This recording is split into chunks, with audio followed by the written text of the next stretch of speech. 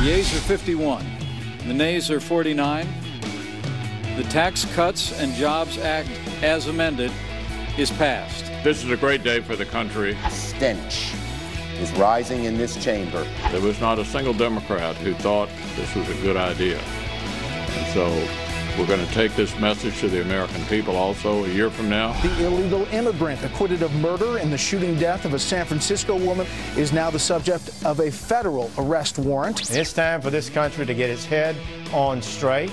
These cities should not be protecting criminal aliens. Flynn pled guilty to making false statements to the FBI about his contacts with Russia. There's nothing in this indictment that moves the ball significantly in terms of any crime associated with collusion and the Trump White House. Secretary of State Rex Tillerson is laughing off reports that he's about to lose his job. It's laughable.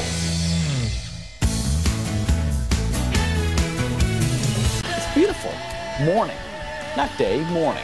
Let's start with the morning and then move to the day. It's a beautiful day. It's a beautiful tax cut. Rachel? Yes. It's a big, beautiful tax cut. It's not just beautiful. It's a big, beautiful tax cut. Good morning, guys. Good morning. How you doing? Welcome, Rachel. Thank you for having me back. And be It's back. great. Love doing this show. You know, I was landing in New York as I was getting an email last night because I was covering a tax cut debate.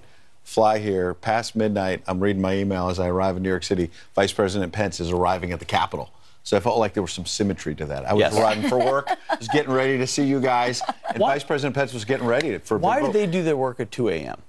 Why can't they get it done at a normal time? They can't get their act together during the week. Big news at 2 a.m. You know about this, Yes. obviously. Yes. That's right. And so let's get straight to that Fox News alert because there is obviously a lot happening overnight while you were sleeping. That's right. Ellison Barber's got all the details on the tax cut. Good morning, Ellison.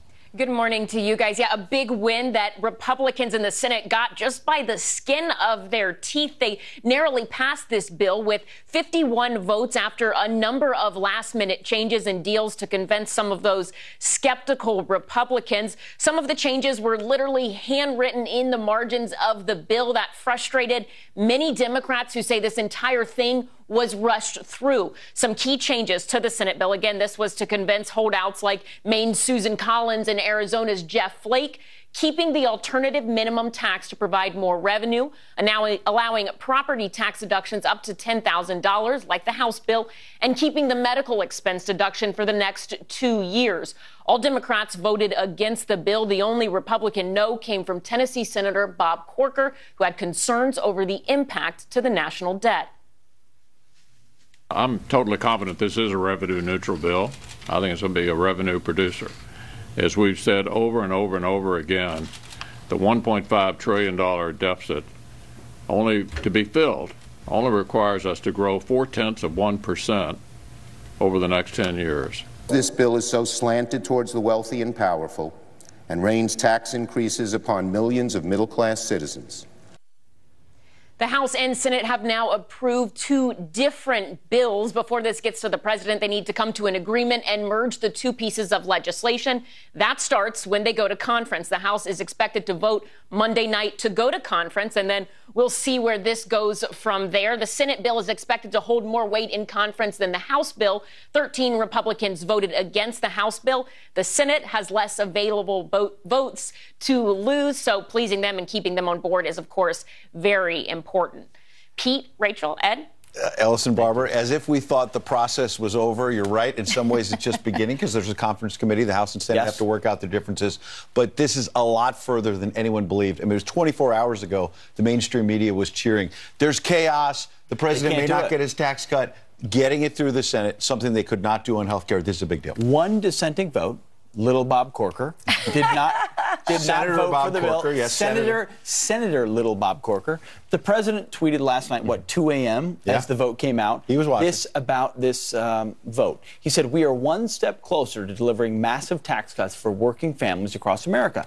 Special thanks to Mitch McConnell and Chairman Orrin Hatch for shepherding the bill through the Senate. Look forward to signing a final bill before Christmas. Yeah, once they work out the very.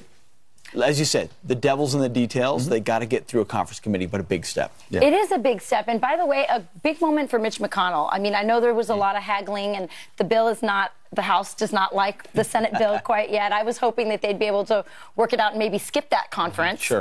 That's not going to happen. But look, I mean, a few weeks ago, people were, really saying we need to change Mitch McConnell. I mean, this is the moment where you see where experience and understanding how to navigate the legislative process and making all these big ego senators happy to get this bill cobbled together. I think it's a big moment for Mitch McConnell. I think he's one of the few who could have done that. Ego senators, very important. You're right. They not the all House want members, their though, own. right? The House members are great. You know those guys. I know I'm a little biased, but I do think they're a lot more collegial and act more like a team. I think senators are their own thing, and I think that you'll see in this bill. I think the reason why this bill isn't as clean and as simple as we all wanted at this point is because of Senator Ed, break down the bill for us. Let's dig deeper and look at it. So the corporate tax rate going down from 35% down to 20%, and we've got that graphic right there. But the individual tax cut part of this, though, I think is fascinating because the Joint Committee on Taxation took a look at this. 60% of households are going to get a tax cut. 8%, so less than 10% of U.S. households will pay more.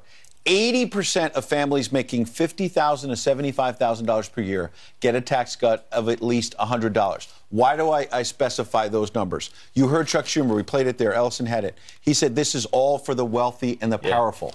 80% of people making $50,000 to $75,000 getting a tax cut. How is that geared toward the wealthy and powerful? And I thought that Kimberly Strassel in the Wall Street Journal had this piece yesterday talking about how Democrats in the Bush administration reached across the aisle and actually voted for tax cuts. It wasn't that long ago. 2001, President Bush's tax cut had 12 Senate Democrats on board, 28 House Democrats. Right now, 0 in both chambers. Now, they'll have a chance. You think maybe on the Senate vote, once it's obvious it'll pass? Yeah.